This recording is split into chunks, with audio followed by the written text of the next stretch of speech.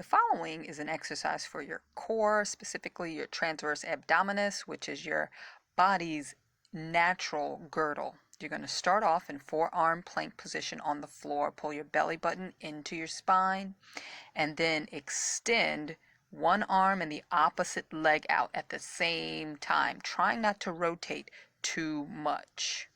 Repeating on the other side. You're going to raise them up about hip and shoulder height. To modify, raise your arm, hold for a count, and then raise the opposite leg, holding for a count as well.